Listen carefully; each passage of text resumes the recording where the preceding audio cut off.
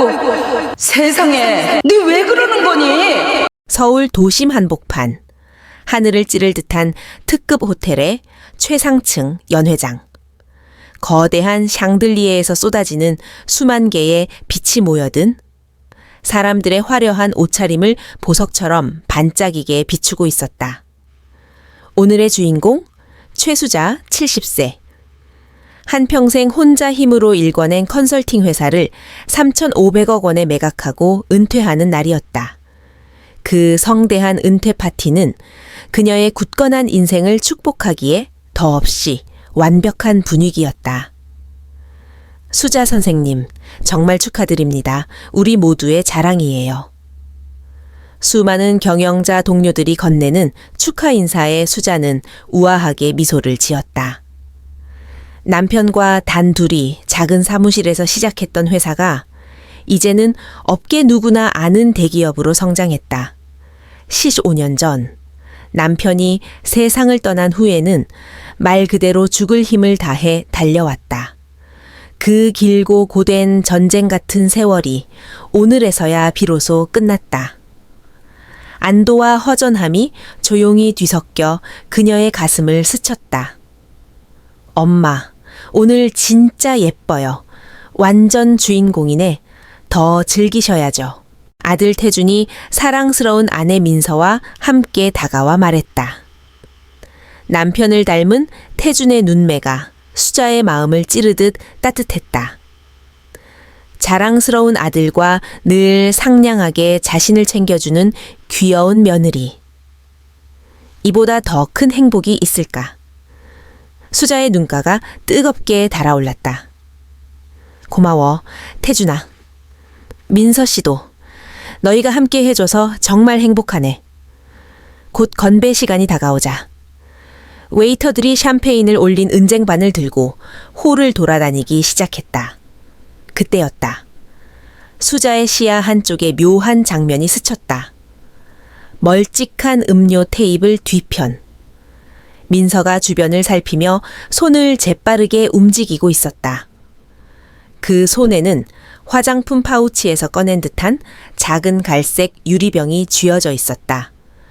다음 순간 민서는 익숙한 손놀림으로 병뚜껑을 열더니 망설임도 없이 샴페인 잔 하나에 조용히 그것을 부었다.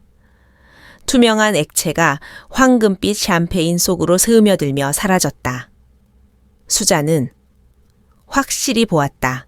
심장이 얼음물에 잠긴 듯 차갑게 조여들고 온몸에 피가 거꾸로 흐르는 감각. 그러나 45년 동안 치열한 비즈니스 세계에서 살아남은 그녀의 이성은 비명을 지르려는 감정을 단숨에 짓눌렀다. 그 잔은 수자가 파티에서 항상 사용하던 가장자리에 작은 흠집이 있는 그녀만의 잔이었다. 우연일리 없다. 그리고 민서는 아무 일 없다는 듯 그 잔을 들고 부드러운 미소를 지으며 수자에게 걸어왔다. 어머니, 이거 드세요. 오늘 제일 좋은 샴페인이래요. 수자는 손 하나 떨지 않고 잔을 받았다. 하지만 그 속에서는 마그마 같은 분노와 얼음 같은 절망이 뒤엉키고 있었다. 이 귀엽고 사랑스럽다고 여겼던 며느리가 자신을 죽이려 하고 있다. 그것도 이 축하의 자리에서. 고맙구나, 민서 씨. 정말 세심하네. 수자는 완벽한 미소를 지으며 그 잔을 들었다. 그러고는 근처 테이블에서 어색하게 서 있던 민서의 어머니, 간여정을 유심히 바라보았다. 여정은 멍한 표정으로 손에는 아직 음료 한 잔 들고 있지 않았다. 좋았다. 어머, 여정 씨도 샴페인 한 잔 하세요. 오늘 같은 날인데 같이 마셔요. 민서가 다른 손님과 이야기를 나누는 사이 수자는 마치 손에 날개가 달린 사람처럼 자연스럽게 움직였다. 자신의 독이 든 잔을 여정 앞에 빈잔 트레이에 내려놓고 대신 아무도 건드리지 않은 새 잔을 집었다. 그리고 아무것도 모르는 여정에게 조용히 건넸다. 아이고, 수자씨 고마워요. 여정은 환한 미소를 지으며 잔을 받아들었다. 몇 분 뒤 건배 제창이 울려 퍼지고 모두의 잔이 높이 들렸다. 최수자 대표님의 찬란한 업적의 건배. 함성과 함께 잔을 기울이는 순간 수자는 여정이 그 잔을 입에 대는 것을 똑똑히 보았다. 그리고 몇 초 후 여정이 급히 목을 붙잡더니 얼굴이 일그러졌다. 쨍. 손에서 떨어진 잔이 바닥에서 산산이 부서지고 여정은 거품을 토하며 눈이 뒤집힌 채 쓰러졌다. 연 회장은 순식간에 비명과 혼란의 아비규환이 되었다. 하지만 그 혼란 속에서 수자는 단 한 사람만을 보고 있었다. 창백하게 굳어버린 얼굴로 서 있는 아들 태준. 그 눈에 비친 것은 슬픔도 충격도 아니었다. 자신들의 계획이 무너졌다는 절망, 그리고 치밀어 오르는 두려움이었다. 여정의 어깨를 부여잡고 울부짖던 눈물은 결코 어머니를 잃을까 두려운 딸의 눈물이 아니었다. 그건 자신들의 계획이 틀어졌다는 절망의 눈물이었다. 그 옆에서 태주는 걱정하는 척 수자의 팔을 부드럽게 받쳤다. 엄마, 여기서는 저희가 알아서 할게요. 엄마는 피곤하실 테니 먼저 집에 들어가서 쉬세요. 뒷정리는 저희가 전부 할 테니까요. 언뜻 들으면 자상한 아들의 말처럼 들릴 것이다. 하지만 독살 계획을 처음부터 끝까지 알고 있는 수자의 귀에는 전혀 다른 의미로 꽂혔다. 더 이상 이 현장에 남아있지 마. 공범인 너도 위험해진다. 그 차갑고 뻔뻔한 경고가 수자의 가슴을 둔탁하게 파고들었다. 아들마저 공범이었다. 그 사실이 칼날이 되어 그녀의 심장을 도려냈다. 그러나 수자는 이런 데서 무너지는 여자가 아니었다. 아니야. 수자는 조용히 그러나 단단하게 말했다. 여정 씨는 오늘 내 중요한 손님이야. 그리고 민서 씨 옆엔 내가 있어야지. 마치 상냥한 시어머니인 척 완벽한 연기로 말이다. 태준의 얼굴에 잠시 스친 계획 차질의 짜증. 수자는 놓치지 않았다. 잠실 종합병원, 새하얗고 냉정한 복도병원의 하얀 복도는 소동향 냄새로 가득 차 있었고 중환자실의 경고등은 붉게 빛났다. 공기는 무겁고 침묵은 잔혹했다. 수자는 조금 떨어진 의자에 앉아 태준과 민서가 복도 구석에서 속삭이는 대화를 엿들었다. 민서는 울다 지친 눈으로, 그러나 분노를 감추지 못한 채 말했다. 왜 당신 엄마가 아니라 우리 엄마가 그걸 마신 거야? 계획이 완전 박살났잖아. 태주는 초조하게 아내를 달래며 속삭였다. 진정해, 민서. 누가 듣기라도 하면 끝장이야.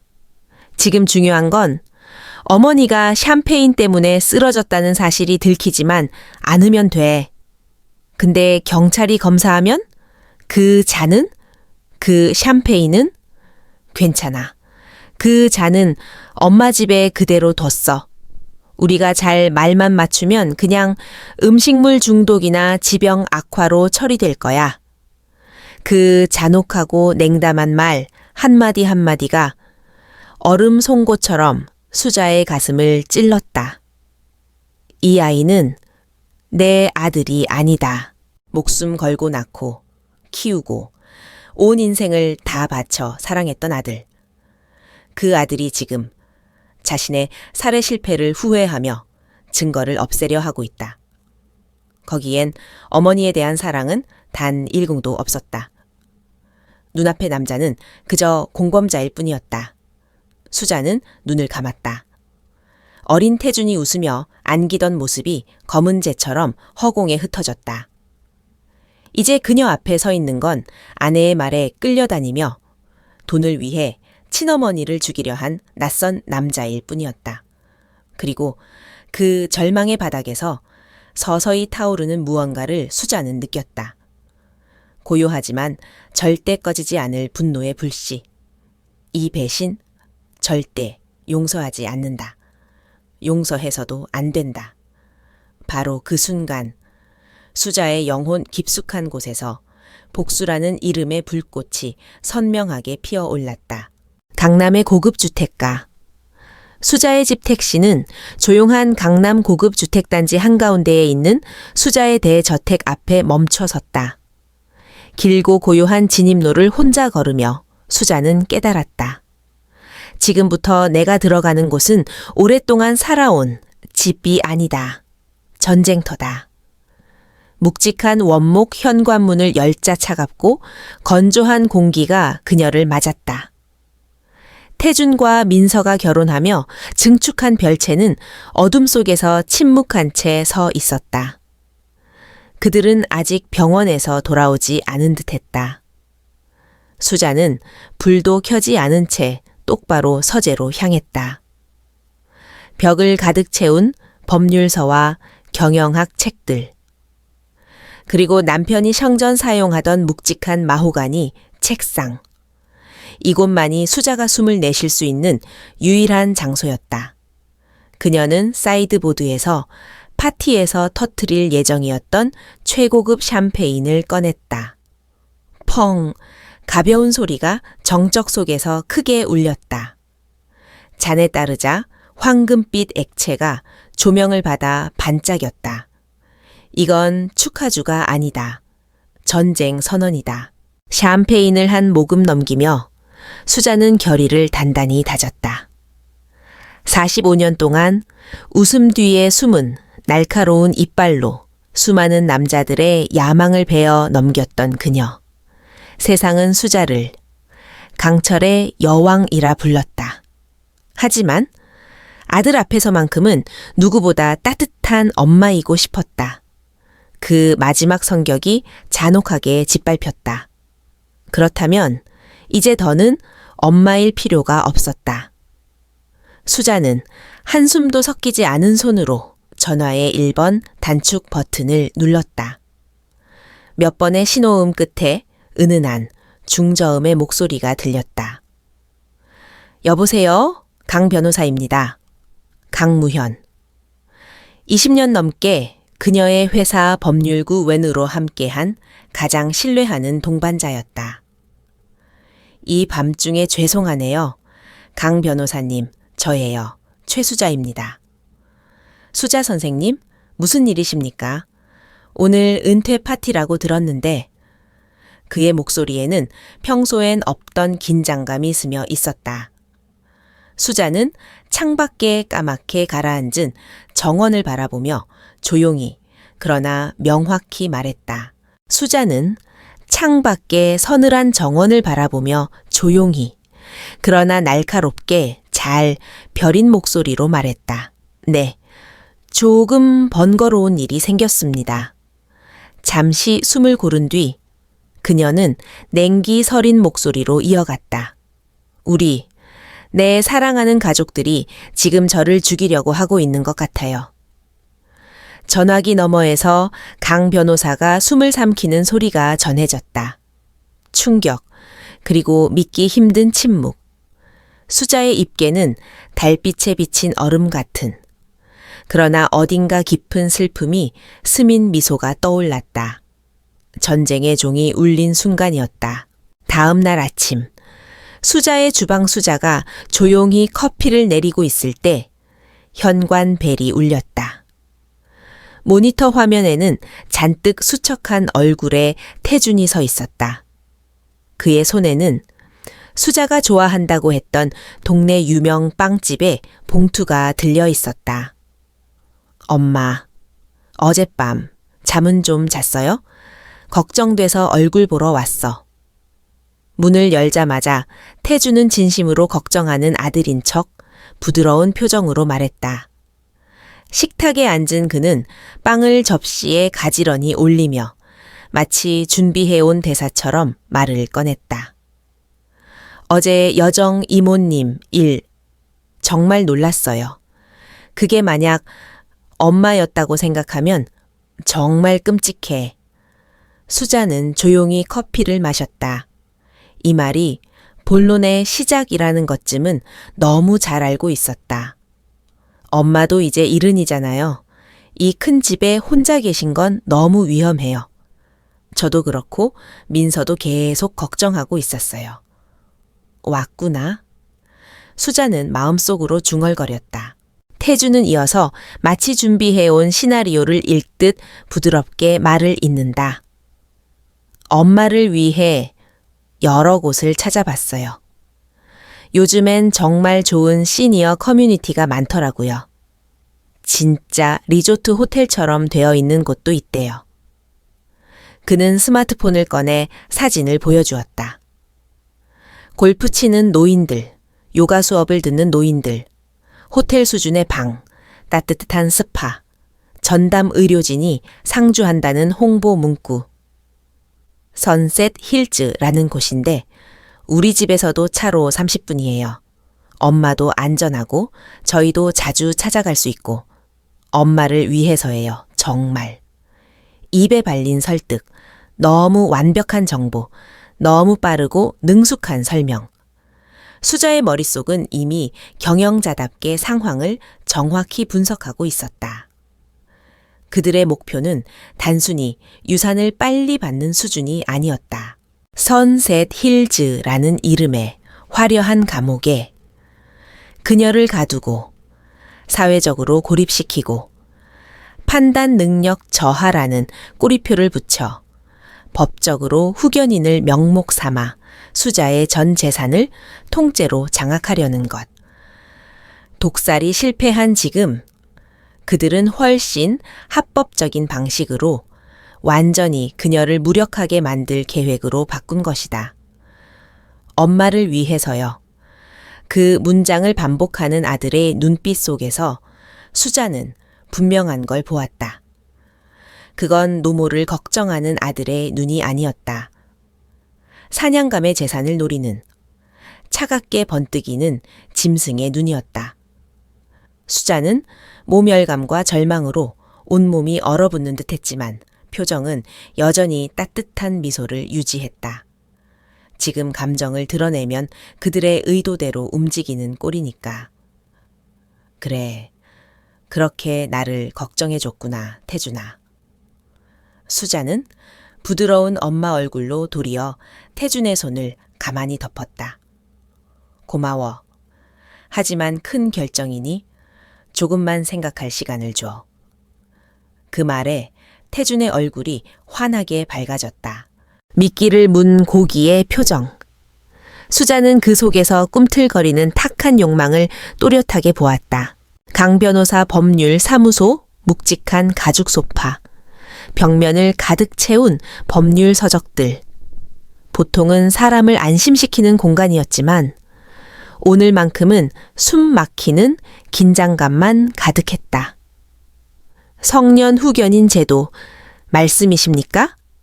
수자의 낮은 중얼거림에 강 변호사는 굳은 표정으로 고개를 끄덕였다. 네, 아드님 부부의 최종 목적은 그겁니다. 선생님의 판단 능력에 문제가 있다고 가정법원에서 인정만 받는다면 아드님이 후견인이 되고 선생님의 3,500억 재산은 사실상 그들의 것으로 넘어갑니다. 한 번 넘어간 재산을 되찾는 건 거의 불가능합니다. 그 말은 수자가 막연히 느끼고 있던 공포를 명확한 현실로 만들어버렸다. 독살이 실패하자 이제는 법적으로, 사회적으로 수자를 죽이려 하고 있다. 선제적으로 움직이셔야 합니다. 그들이 손을 쓰기 전에 우리가 먼저 대비해야 합니다. 강 변호사의 말에 수자는 단 한 치의 망설임도 없이 고개를 끄덕였다. 그리고 곧바로 수자는 오래전부터 비즈니스 세계의 그림자 정보를 전문적으로 처리해주던 조사기관에 연락했다. 대표 박리나 남성 중심의 업계에서 맨손으로 성공한 굳센 여성이었다. 리나 씨, 부탁이 있어요. 내 아들 태준과 며느리 민서, 두 사람의 자금 흐름을 전부 조사해줘요. 은행 계좌, 카드 내역, 대출, 전부. 전화기 너머에서 리나는 드물게 잠시 침묵했다. 수자 선생님, 가족조사는 때때로 본인을 깊이 상처 입힐 수도 있습니다. 정말 괜찮으시겠습니까? 각오되어 있어요. 수자의 목소리는 흔들림이 없었다. 조사 의뢰를 맡긴 지 겨우 사흘 뒤, 박리나는 두꺼운 조사 보고서를 들고 수자의 서재로 조용히 들어섰다. 보고서를 펼쳐 읽기 시작한 순간, 수자의 손이 아주 미세하게 떨렸다. 내용은 그녀의 상상을 훨씬 뛰어넘는 참혹함이었다.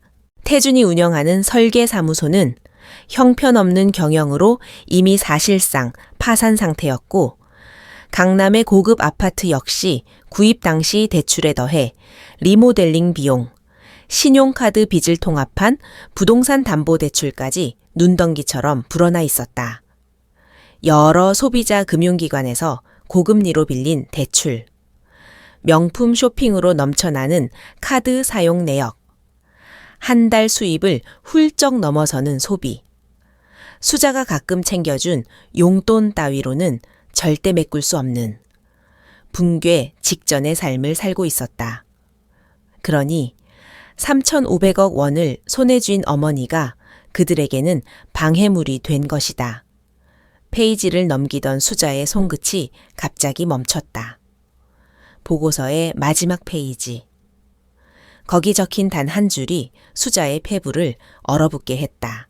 6개월 전 보험 계약 계약자, 최태준 피보험자, 최수자 수익자, 민서 사망보험금 5억 원. 6개월 전 회사 매각이 확정되기도 전부터 그들은 수자의 죽음을 계획하고 있었다. 그리고 그 죽음으로 벌어들일 예상 수익까지 철저히 계산해 두었더니 수자의 손에서 보고서가 구겨지는 소리를 냈다. 배신당한 어머니의 심장이 산산이 깨지는 소리였다. 생명보험이라는 명백한 증거는 수자의 마음속 마지막 남은 부모로서의 연민을 완전히 지워버렸다. 이제부터는 감정이 개입할 여지가 없는 냉혹한 비즈니스일 뿐. 자신의 재산, 자신의 존엄, 그리고 자신의 목숨을 지키기 위한 전쟁. 수자의 저택, 요새화 작업 다음 날 보안업체 직원들이 집을 드나들며 최신 보안 시스템을 설치하기 시작했다. 집의 모든 창문에는 개폐 센서, 마당 곳곳에는 모션 감지 카메라, 거실과 침실에는 경찰과 직통되는 패닉 버튼, 겉으로 보기엔 고요한 대저택, 그러나 내부는 서서히 철통 요새로 변해갔다. 이웃들이 요즘 강남에서 빈집 터리범이 많다더라 하며 수자를 수상하게 바라봐도 수자는 담담히 웃어 넘겼다. 진짜 전쟁은 보여지는 벽 안에서 벌어지는 것이 아니었다. 유언장 재작성 수자는 강 변호사와 함께 기존 유언장을 전면적으로 수정해 나갔다. 묵직한 마호간이 책상 위에서 수자의 재산은 한 조각씩 새로운 미래로 배정되기 시작했다. 아들 태준의 항목에서 수자는 잠시 눈을 감았다. 강 변호사는 말없이 그녀의 결정을 기다렸다. 아이를 완전히 버리고 싶은 건 아니에요. 수자가 낮게 말했다. 하지만 큰 돈은 아이를 더 파멸시킬 뿐이죠. 오랫동안 숙고한 끝에 수자는 결단을 내렸다. 태준에게 남길 재산은 그가 직접 손댈 수 없는 신탁 방식으로 전환. 평생 최소한의 생활을 유지할 수 있는 금액만 신탁 은행을 통해 매달 지급되도록 했다. 그것이 수자의 마지막 자비이자 마지막 철퇴였다. 그리고 며느리 민서에 대한 항목은 수자의 목소리가 얼음처럼 차가워졌다. 민서에게는 단 한 푼도 남기지 않습니다. 그 말에는 단 1mm의 흔들림도 없었다. 자신을 죽이려 한 자에게 연민을 줄 이유는 존재하지 않았다. 수자는 남편의 이름을 딴 의료재단 설립 기금으로 3천억 원 이상을 사회에 기부하는 것으로 유언장을 마무리했다. 남편을 잃은 날부터 수자가 가슴속에 품어온 오랜 꿈이기도 했다. 이제 완료되었습니다. 강 변호사가 준비한 서류에 수자는 단단하고 흔들림 없는 필체로 서명하고 인장을 찍었다.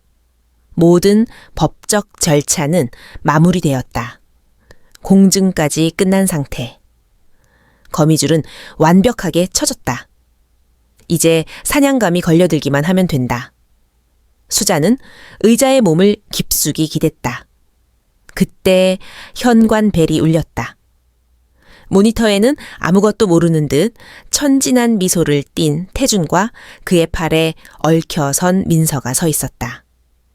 그들의 웃음 뒤에 숨은 검은 욕망을 떠올리자 수자는 속이 울렁거릴 만큼 역겨움을 느꼈다. 그러나 그녀는 고요한 미소로 버튼을 눌렀다. 어서 와요. 딱 차 한 잔 하려던 참이었어. 두 사람은 자신들의 최종 공세를 위해 기세등등하게 들어왔다. 수자는 완벽한 시어머니 미소로 자신이 구축한 요새 속으로 그들을 맞이했다. 태준의 마지막 질문은 수자의 기억력과 판단 능력이 흐려지고 있다는 근거를 만들기 위한 교묘한 유도 질문이라는 걸 수자는 정확히 읽어냈다. 그럼요, 기억하고 있지. 그날 정말 큰 소동이었잖니. 수자가 부드럽게 웃어 보이자 민서가 슬며시 대화를 끼어들었다. 근데요, 어머니. 어제 전화 드렸을 때 그러셨잖아요. 파티가 다음 주였다고요. 요즘 기억이 좀 흐트러지신 것 같아서 저랑 태준이가 걱정했어요. 물론 수자는 그런 말을 한 적이 없다. 그들은 사실을 조작하고 없는 말까지 지어내며 수자를 벼랑 끝으로 몰고 가고 있었다. 한 인간, 한 어머니로서의 존엄을 짓밟는 행위. 그 모욕감에 손끝이 차갑게 얼어붙는 기분이 들었고 가슴 깊은 곳이 날카로운 칼날로 베이는 듯 아팠다. 하지만 수자는 동요하지 않았다. 그저 약간 난처한 듯 부드럽게 웃으며 말했다. 어머나, 내가 그런 말을 했던가요? 후후, 나도 나이를 먹나 보네. 연기는 연기로 받아친다. 힘없는 노인의 가면을 쓰자 태준과 민서의 얼굴에 확연한 안도감이 비쳤다. 계획이 순조롭게 진행되고 있다고 믿은 것이다. 잠시 더 어머니의 정신 상태를 걱정하는 대화가 이어졌고 두 사람은 만족한 듯 자리에서 일어섰다. 현관으로 향하던 그들의 뒷모습을 보며 수자는 마치 갑자기 떠올랐다는 듯 약한 목소리로 말했다. 아, 그러고 보니 지난번 일 때문에 나도 내 인생을 조금 돌아보게 되었네. 두 사람의 발걸음이 멈췄다. 그래서 유언장도 조금 손봤어. 그 말이 떨어지는 순간 거실의 공기가 얼음처럼 굳어졌다. 민서의 얼굴에서 피기가 스르르 빠져나갔고 그 완벽히 꾸며진 미소는 석고상처럼 굳어버렸다. 태주는 평정을 가장하려 애썼지만 입가가 추하게 떨리고 있었다. 그들 머릿속에서는 지금 죽을 힘을 다해 계산이 돌아가고 있을 것이다. 혹시 우리에게 불리하게 바꾼 건가? 뭘 빼앗겼지? 뭐가 잘못된 거지? 그 노골적인 불안과 탐욕이 수자의 예리한 눈에 그대로 포착됐다. 거미줄이 움직였다. 사냥감이 흔들리기 시작했다. 며칠 뒤 예기치 않은 방문자 수자의 저택 초인종이 울렸다. 모니터에 나타난 이는 민서의 어머니 간겨정이었다. 얼마나 고민했는지 티가 나는 얼굴, 그리고 어딘가 복잡한 감정을 품은 눈빛. 수자는 잠시 생각한 뒤 그녀를 거실로 들였다. 정말 죄송합니다. 수자 선생님.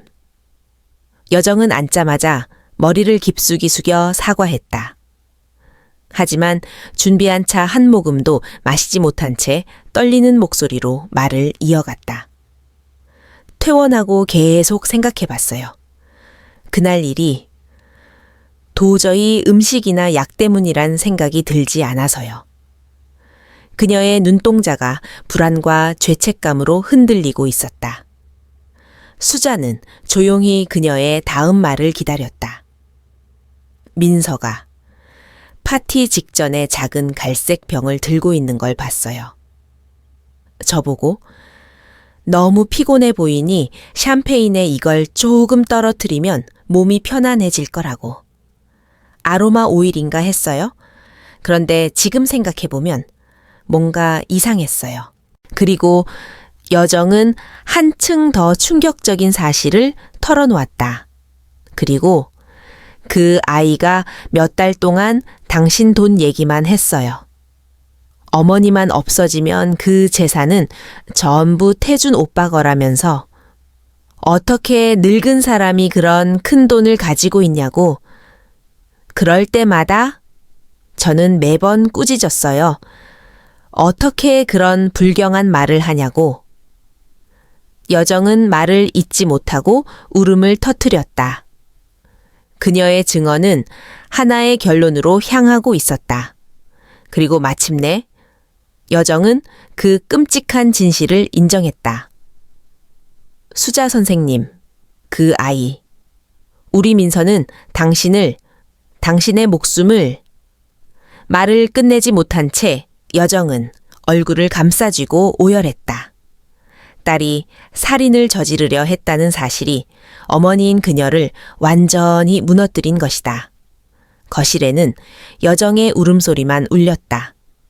수자는 그 모습을 보며 동정심과 그리고 날카로운 계산이 동시에 움직이고 있는 자신을 느꼈다. 이 고백은 수자의 복수에서 예상치 못한, 그러나 매우 강력한 무기가 될 수 있었다. 수자는 조용히 자리에서 일어나 여정의 어깨에 손을 얹었다. 그리고 모든 것을 감당하려는 목소리로 말했다. 여정 씨, 잘 들으세요. 그날 민서가 독을 넣은 잔은 원래 제 잔이었어요. 제가 당신 잔과 바꾼 겁니다. 여정의 얼굴에서 표정이 완전히 지워졌다. 그러니까 당신이 노려진 게 아니라 당신은 제 대신이 된 거예요. 그 사실은 딸이 자신을 죽이려 했다는 의심보다도 어쩌면 더 잔혹한 진실이었다. 수자 선생님, 저는 어떻게 해야. 여정은 절망 속에서 도움을 구하듯 떨리는 목소리로 말했다. 수자는 단단한 의지로 다듬어진 목소리로 답했다. 속죄하고 싶다면 저에게 힘을 빌려주세요. 그 아이들이 저지른 죄의 무게를 진짜로 깨닫게 만들 수 있도록. 여정의 눈 속에서 절망을 뚫고 나온 작은 불씨가 희미하게 흔들렸다. 그 순간이었다. 수자의 복수 계획에 가장 아이러니하면서도 가장 강력한 공범자가 합류한 순간. 바로 민서의 어머니, 강여정이었다. 그녀라는 내부 정보 제공자를 얻은 수자의 계획은 마침내 최종 단계로 넘어갔다. 마지막 거미줄을 던지는 전화 수자는 스스로 태준에게 전화를 걸었다. 목소리에는 일부러 불안과 망설임을 담았다. 태준아, 지난번 네가 했던 말 좀 생각해봤어. 너 말이 맞는 것 같아. 이 큰 집에 혼자 있는 게 역시 조금 무섭네. 뭐였지? 선셋 힐즈였나? 그곳 한번 자세히 이야기 들어보고 싶구나. 전화기 너머에서 태준이 숨을 들이켜는 소리가 생생히 들렸다. 드디어 그들이 꿈꾸던 말이 어머니 입에서 직접 나온 것이다. 태준과 민서의 최종 공세 며칠 뒤 태준과 민서는 두툼한 팸플릿과 한가득 계약 서류를 들고 수자의 저택에 의기양양하게 나타났다. 그들의 얼굴엔 더 이상 감출 수 없는 승리의 확신이 가득했다. 엄마, 정말 현명한 결정이야. 절대 후회하게 하지 않을게. 민서는 부드러운 목소리로 덧붙였다. 어머니, 이게 입주 신청서고요. 여긴 재산관리인 관련 서류예요. 절차가 조금 복잡하지만 저희가 다 도와드릴 테니 걱정 마세요. 테이블 위엔 서류 더미가 산처럼 쌓였다. 그중 한 장, 성년 후견인, 법정 후견, 신청서. 수자는 일부러 겁먹은 듯한 표정을 지어 보였다. 이렇게 많은 서류라니 나 혼자는 도저히. 그리고 태준이 네가 후견인이 되어 내 재산을 맡아준다. 그 말이지? 그럼요, 엄마. 전부 제게 맡기세요. 엄마는 아무 걱정 안 하셔도 돼요. 태준은 가슴을 쾅 치며 장담했다. 그러나 수자의 눈에는 그저 욕심에 눈이 멀어 제 어머니를 잡아먹으려 하는 한 명의 탐욕스러운 짐승으로만 보였다. 수자는 서류를 읽는 척하면서 천천히 고개를 끄덕였다. 그래, 너희를 믿어볼게. 그 순간 태준과 민서는 서로 얼굴을 마주보며 환하게 웃었다. 3,500억 원이 이제 자기들 손에 들어왔다고 믿은 것이다. 그들의 속마음이 수자의 귀에 그대로 들리는 듯했다.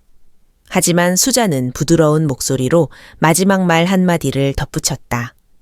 이렇게 큰 결정이니 그래도 오랜 세월 나를 도와준 강 변호사님께 먼저 보여드리고 그 다음에 사인할게. 합리적이고 당연한 말에 두 사람은 반대할 수 없었다. 그게 좋죠? 그럼 언제? 그래, 금요일 아침 10시가 어떨까? 수자는 달력을 바라보며 손가락으로 특정 날짜를 천천히 짚었다. 그리고 두 사람을 향해 상냥한 미소로 말했다. 그때 여기서 명식 밍시을 하자꾸나. 명식이라는 어딘가 과한 표현. 하지만 탐욕에 취해 있던 둘은 그 말의 진짜 의미를 눈꼽만큼도 알아채지 못했다. 좋아요, 엄마. 금요일 10시?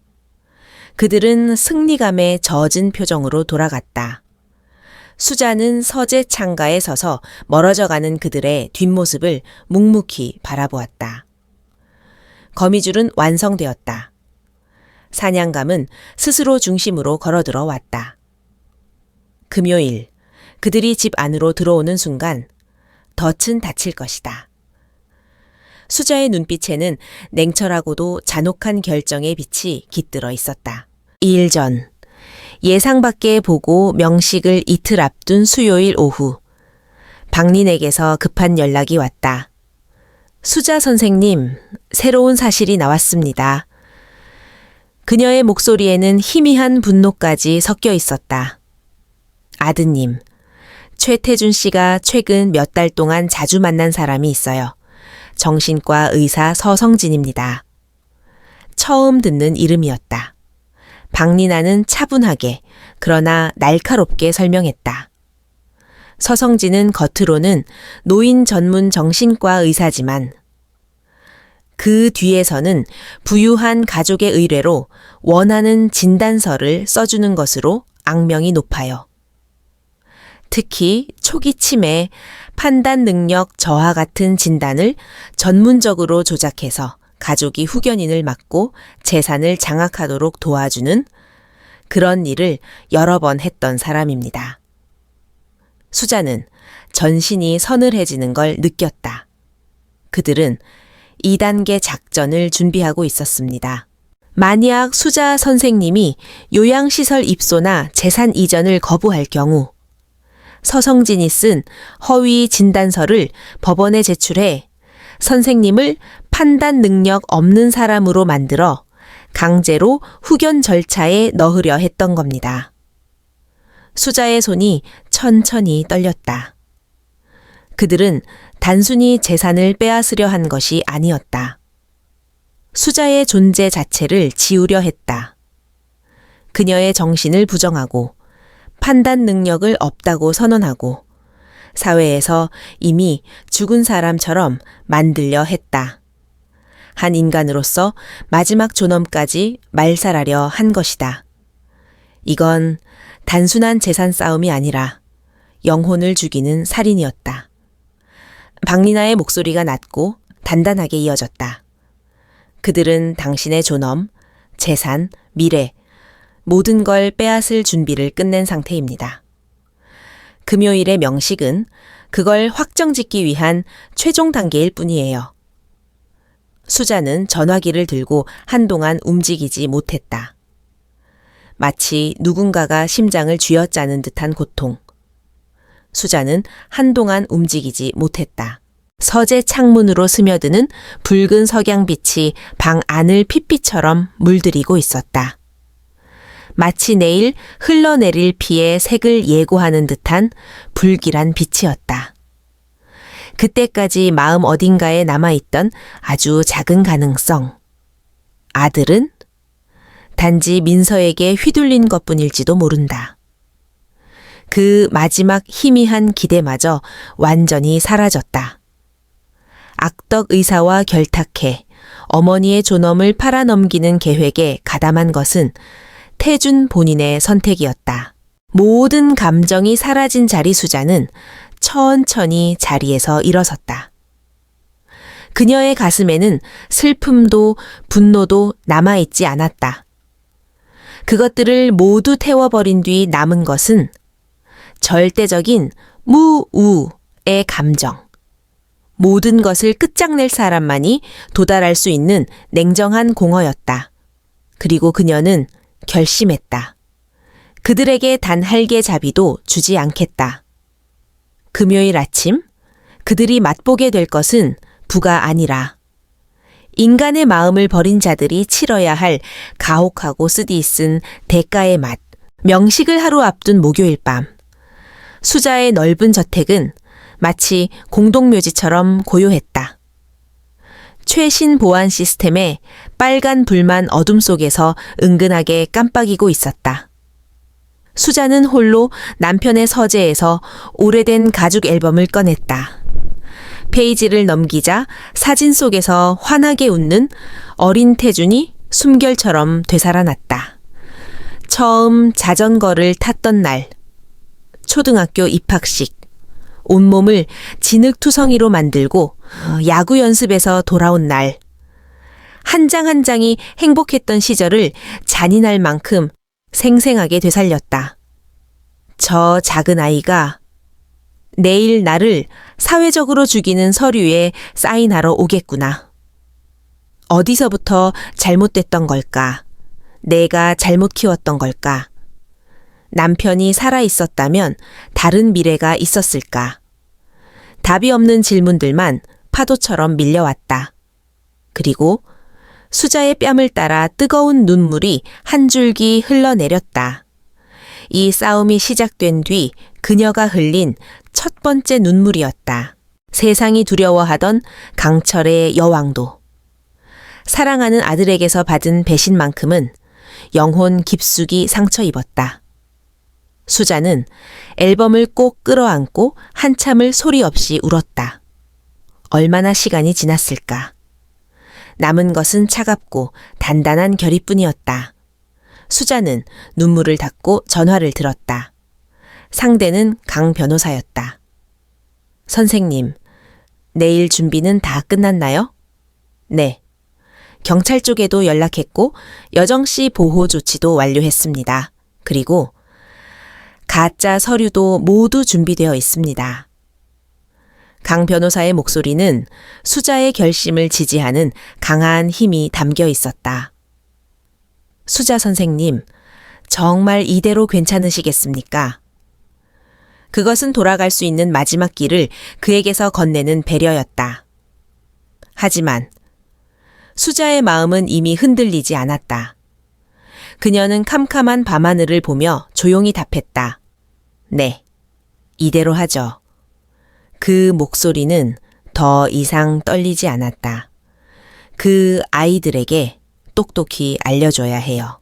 인간의 마음을 버린 대가가 얼마나 무겁고 잔혹한지. 이제 그녀의 얼굴에는 더 이상 어머니의 그림자가 없었다. 내일 자기 아들에게 마지막 심판을 내릴 냉혹한 재판관의 얼굴만이 남아 있었다. 수자는 앨범을 조용히 덮었다. 그리고 다시는 열리지 않을 서재 깊숙한 서랍 속에 넣었다. 금요일 아침 하늘은 수자의 마음을 그대로 담은 듯 짙은 회색 구름으로 뒤덮여 있었다. 오전 10시 정각, 현관 벨이 울렸다. 모니터에는 맞춤 정장을 차려입은 태준과 명품 원피스를 입고 화사하게 꾸민 민서가 승리감에 젖은 표정으로 서 있었다. 어서 와라. 수자는 완벽한 미소로 두 사람을 맞이했다. 식탁에는 따뜻한 아침 식사가 준비돼 있었다. 태준이 좋아하던 부드럽게 지진 계란말이, 민서가 좋아하는 막 구운 흑임자 크루아상, 그리고 신선한 과일들. 어머, 시어머니, 저희를 위해 이렇게까지. 민서는 상냥한 목소리로 감탄했다. 엄마 계란말이, 진짜 오랜만이네요. 태준도 싱글벙글 웃었다. 그들은 전혀 몰랐다. 이 식사가 지옥으로 떨어지기 전 마지막 만찬이 될 거라는 것을. 식사 내내 수자는 일부러 따뜻한 옛 이야기들을 꺼냈다. 태준의 어릴 적 장난들. 가족 셋이 함께 갔던 제주 온천 여행 이야기. 폭풍 전에 아주 고요한 순간이었다. 수자에게도 이건 아들과 함께하는 마지막 시간이었다. 기억을 삼키듯 따뜻한 수프와 함께 가슴 한쪽이 조여오는 아픔을 넘겼다. 식사가 끝나고 커피가 나오자 태주는 기다렸다는 듯 서류가 가득한 서류 가방을 열었다. 그럼 엄마 시작해볼까요? 그의 목소리에는 3,500억 원의 냄새가 풍겼다. 수자는 고개를 천천히 끄덕였다. 그리고 벽시계가 10시 30분을 가리킨 것을 확인한 뒤 잔잔하지만 또렷한 목소리로 말했다. 그래, 시작합시다. 그 말은 합식날이었다. 그리고 그 순간 현관의 초인종이 이번에는 마치 심장을 내려치듯 무겁고 위압적으로 울렸다. 민서가 자리에서 벌떡 일어나며 말했다. 어머, 강 변호사님 오신 거 아니에요? 태준도 깊은 숨을 내쉬었다. 이걸로 다 끝나는 거지. 그래, 아마도 오신 것 같구나. 수자는 부드럽게 웃으며 리모컨을 눌러 현관문을 열었다. 하지만 문 앞에 서 있는 사람은 온화한 노라오 변호사 강 변호사가 아니었다. 그곳에는 예리한 눈빛을 가진 건장한 남성 둘이 서 있었고 그들의 가슴팍에는 경찰 신분증이 빛나고 있었다. 형사과 강력계입니다. 이 집 한수자 맞으시죠? 낮고 단단한 목소리가 정적이 감도는 대저택 현관을 꿰뚫었다. 태준과 민서의 얼굴에서 순식간에 미소가 사라졌다. 현실을 이해하지 못한 두 사람은 경찰이 거실로 들어오는 모습을 그저 넋놓고 바라볼 뿐이었다. 경찰, 왜 우리 집에... 태준이 간신히 목소리를 좌우 안 했다. 형사 중 한 명이 얼음처럼 차가운 시선을 민서에게 꽂았다. 민서 씨, 살인미수 혐의로 체포영장이 나와 있습니다. 순간 민서의 얼굴은 하얀 종이처럼 새하얗게 질렸다. 뭔 소리예요? 제가 누구를 죽이려 했다는 거예요? 말도 안 되는? 비명을 지르듯 난리를 치는 민서를 향해 형사는 담담하게, 그러나 결정적인 증거를 꺼내 들었다. 며칠 전 파티에서 당신의 어머니 고여정 씨가 급성 독극물 중독으로 쓰러졌죠. 병원 정밀 검사 결과 여정 씨의 몸에서 강한 독성 성분이 검출됐습니다. 형사는 증거 봉투에 든 작은 유리병을 식탁 위에 내려놓았다. 그건 파티장에서 회수된 민서가 샴페인에 독을 타는 데 사용한 바로 그 병이었다. 감식 결과 이 병 안에 남아있던 액체와 여정 씨 체내에서 검출된 독성 물질이 완벽히 일치합니다. 이어 다른 형사가 한 장의 서류를 펼쳐 보였다. 그리고 이것은 당신이 반년 전 체결한 생명보험 계약서입니다. 피보험자, 한수자 보험금 수령인 민서 사망보험금 5억 원. 범행 동기는 충분합니다. 말도 안 돼. 어머니가 이상한 걸 먹어서. 보험도 혹시나 해서. 그게 왜? 비명 섞인 핑계를 대는 민서. 그러나 바로 그 순간 저택 안쪽 복도에서 경찰의 보호 아래 천천히 걸어 나오는 고여정이 보였다. 민서는 그 모습을 보자마자 얼어붙었다. 엄마?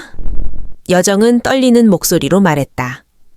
민서야, 내가 다 말했어. 네가 샴페인에 독을 넣은 것도, 내가 그걸 잘못 마신 것도 모두 다. 그 말은 민서에게 내려진 최후의 일격이었다. 찰칵, 민서의 손목에 차가운 수갑이 채워지는 소리. 비명은 없었다. 단지 금속이 스치는 무기질한 소리만이 거실을 울렸다. 태준, 너의 차례다. 충격에 빠져 그 자리에 무너진 태준. 수자는 그의 발 앞에 한 장의 서류를 떨어뜨렸다. 그건 불과 몇 분 전까지 태준이 수자에게 서명받으려던 재산관리권 위임장이었다. 태준? 수자의 목소리는 얼음 칼날처럼 차갑고 흔들림이 없었다. 네가 너희 어머니에게 서명받으려고 했던 그 서류, 미안하지만 가짜야. 진짜 유언장은 이미 공증까지 끝났어. 그리고 그녀는 가장 잔혹한 진실을 던졌다. 네가 이 문서로 넘겨받을 예정이었던 재산은 사실 1원뿐이다. 널 위해 따로 만든 계좌에 넣어둔 돈이야. 태준의 얼굴에서 순식간에 핏기가 사라졌다. 천국에서 지옥으로? 아니, 그는 처음부터 지옥의 문 앞에 서 있었던 것이다. 남은 것은 진실의 철퇴뿐. 민서가 끌려나간 뒤 거실에는 수자, 바닥에 무너진 태준, 그리고 경찰 둘만이 남았다. 공기는 숨 막히도록 무거웠다. 엄마, 왜 이렇게까지? 태준은 거의 울먹이며 중얼거렸다. 그러나 그 목소리에는 단 헬기의 진심도 없었다. 수자는 형사에게서 건네받은 또 다른 서류 뭉치를 그의 앞에 던졌다. 이건 조사원 라정화 씨가 모은 자료야. 그 안에는 태준이 어머니를 배신한 수많은 증거들이 있었다. SNS 비밀 메시지 기록, 엄마 빨리 요양원에 넣어야 해, 잔소리 심해짐. 명예 이전만 끝나면 다 끝나. 그날만 넘기면 우리 거야. 뭐야, 이건? 그리고 이건? 수자는 또 다른 문서를 태준에게 내밀었다. 네가 결탁한 정신과 의사 장세혁의 이름이 적힌 보고서야. 내가 말을 듣지 않으면 가짜 진단서 만들어서 나를 사회적으로 죽일 계획까지 세웠다지? 알고도 가만히 있었더라. 내 욕심 때문에. 태준은 더 이상 얼굴을 들지도 못했다. 모든 것이 폭로되었고 숨을 곳은 어디에도 없었다. 그제야 그는 바닥에 머리를 박고 아이처럼 흐느끼기 시작했다. 엄마, 정말 미안해. 잘못했어. 한 번만 용서해줘. 그러나 수자의 심장은 이미 얼어붙은 뒤였다. 수자는 단 한 방울도 불쌍함을 허락하지 않았다. 입술을 꽉 깨물고 눈물을 삼킨 뒤 바닥에 무너진 아들을 내려다보며 마지막 말을 천천히 그러나 단호하게 내뱉었다. 그 목소리는 조용했다. 하지만 어떤 폭풍보다 깊고 칼날처럼 태준의 영혼을 찔렀다. 태준, 나는 너를 용서하지 않는다. 너는 한 번도, 단 한 번도 나를 어머니로 존중한 적이 없었어. 내 욕심 때문에 나를 죽이려 했고 그것도 모자라 내 인생까지 빼앗으려 했지. 그 죄는 눈물로 씻을 만큼 가볍지 않아. 수자는 냉정하게 선언했다. 너는 더 이상 내 아들이 아니다. 내 인생을 무너뜨리려 한 탐욕스러운 타인일 뿐이다. 태주는 얼굴을 번쩍 들었다. 믿을 수 없다는 절망이 눈동자 가득 번졌다. 그러나 수자는 그 시선을 무시한 채 형사들을 향해 돌아섰다. 이 사람도 공범입니다. 살인미수와 사기미수 법대로 처리해 주세요. 엄마, 제발, 한 번만, 제발 용서해줘. 뒤에서 울부짖는 목소리. 그 소리는 잠시, 아주 잠시 수자의 가슴을 아리게 했다. 하지만 그녀는 단 한 번도 뒤를 돌아보지 않았다. 네오를 내 아들이라 부른 일은 없다. 앞으로도 없다. 그 말은 어머니가 아들에게 선고하는 가장 무거운 영혼의 사형 선고였다. 그로부터 수개월. 수자의 대저택에서 벌어진 끔찍한 사건은 법정의 엄중한 판결 속에 조용히 막을 내렸다. 민서는 살인미수 15년형, 태주는 공범 및 사기미수 3년 실형. 두 사람은 모두 지금 철창 너머에 있다. 그리고 수자에게 찾아온 다시 오는 평곤 수자의 하루에는 다시 고요한 일상이 찾아왔다. 아니, 예전보다 더 맑고 자유로운 나날이었다. 어느 화창한 오후, 수자는 남편이 생전에 사랑하던 정원에서 장미를 손질하고 있었다. 햇빛 아래 피어난 장미들은 그녀의 마음을 그대로 비추는 듯 강렬하고도 아름다웠다. 그때 현관의 벨이 울렸다. 모니터 화면에 나타난 건 잔뜩 긴장한 표정의 손녀, 미나였다. 이제 고등학생이 된 미나는 성숙한 모습으로 고개 깊숙이 숙이며 말했다. 할머니, 아빠랑 엄마가 저지른 일 정말 죄송해요. 그 목소리는 눈물로 떨리고 있었다. 부모의 죄를, 그 무게를 나름대로 짊어지고 있었던 것이다. 수자는 조용히 웃으며 미나의 손을 따뜻하게 감싸주었다. 미나야, 너는 잘못한 게 없어. 고개 들어. 그 따뜻한 말에 미나는 결국 흐느끼며 울음을 터뜨렸다. 수자는 손녀를 부드럽게 안아주었다. 핏줄은 이어져도 죄는 이어지는 게 아니란다. 이 아이만큼은 부모의 욕망에 희생되게 둘 수 없었다. 그날 두 사람 사이에는 새로운, 그리고 진짜 가족의 인연이 싹 텄다. 수자의 마지막 선택, 남편의 이름을 딴 한의루 의료재단에 30억 원이 넘는 자산이 계획대로 기부되었다. 신문에도 보도됐지만 수자는 인터뷰 요청을 모두 거절하고 조용히 자신만의 길을 걷기 시작했다. 그 사건의 비극적 공범이었던 고여정은 수자에게 몇 번이고 사과했고 지금은 가끔 차를 나누는 친구가 되었다. 상처를 공유한 사람끼리만 서로 이해할 수 있는 위로가 있었다. 진짜 부부란 무엇인가? 은행 장호의 숫자도 화려한 집도 아니었다. 돈에 눈이 먼 아들 부부는 모든 것을 잃었다. 하지만 수자는 배신도 절망도 이겨내며 오직 스스로의 존엄을 지켜냈다. 그리고 미래의 희망을 남겼다. 그것이야말로 진짜 부라는 것을 그녀는 이제야 비로소 깨달았다.